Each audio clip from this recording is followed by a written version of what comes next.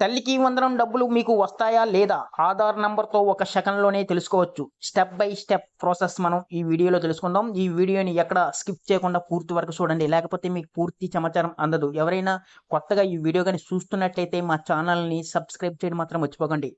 ఆంధ్రప్రదేశ్ ప్రభుత్వం తల్లికి వందనం డబ్బులను అకౌంట్‌లోకి జమ చేసింది. నేటి నుంచి రిలీజ్ చేయనుంది. 3 రోజుల్లో లబ్ధిదారులు అందరికీ అందనున్నాయి. విద్యార్థుల తరపున నేరుగా తల్లిదండ్రుల ఖాతాల్లో వీటిని వేయనున్నారు. ఒకేసారి అకౌంట్‌లోకి 13,000 జమ కానున్నాయి. ఇప్పుడే ఆల్రెడీ అందరికీ మెసేజ్‌లొచ్చినాయండి. ప్రతి ఒక్కరికి పడుతూ ఉన్నాయి డబ్బులు. ఒకసారి చెక్ చేసుకోండి.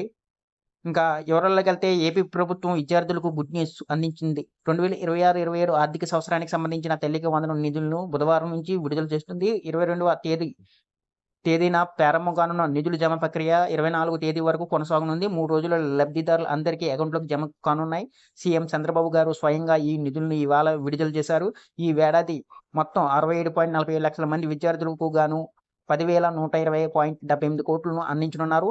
ఇంకా 42,70,000 మంది తల్లుల సంరక్షణ ఖాతాల్లో 13,000 చొప్పున వేయనున్నారు. ఒకటో తరగతి నుంచి ఇంటర్ చదువుతున్న విద్యార్థులు అందరికీ ఈ పథకం వర్తించనుంది. తొలి ఏడాది మొత్తం 67,027 మంది విద్యార్థులకు 1,091 కోట్లు అందించగా ఈసారి లబ్ధిదారుల సంఖ్య స్వల్పంగా పెరిగింది. పిల్లల చదువుకు దూరం కాకుండా ఉండడంతో పాటు పిల్లల చదువు తల్లిదండ్రుల భారం కాకూడదనే ఉద్దేశంతో ప్రభుత్వం ప్రతి ఏడాది ఆర్థిక సాయం అందిస్తుంది. ప్రతి ఏడాది 15,000 అందిస్తుండగా స్కూల్ నిర్వహణ కోసం 2,000 ప్రభుత్వం తీసుకుంటుంది. ఈ 2,000 నగదును స్కూల్ అభివృద్ధి కోసం కలెక్టర్ల ఖాతాల్లో జమ చేస్తారు. మిగతా 13,000 విద్యార్థులు తల్లిదండ్రుల అకౌంట్‌కు జమ చేస్తున్నారు. అయితే తల్లికి వందన పథకంలో మీరు అర్హులుగా ఉన్నారా? మీ అకౌంట్‌లోకి డబ్బులు పడతాయా? అనేది సులువుగా మనం తెలుసుకోవచ్చు. తల్లికి వందనం అర్హుల జాబితా చెక్ చేసుకోవడం ఎలా? హోమ్ పేజ్‌లో స్కీమ్ ఎలిజిబిలిటీ చెక్ అనే ఆప్షన్ ఎంచుకోండి. విద్యార్థి లేదా తల్లి ఆధార్ నంబర్ ఎంటర్ చేయండి.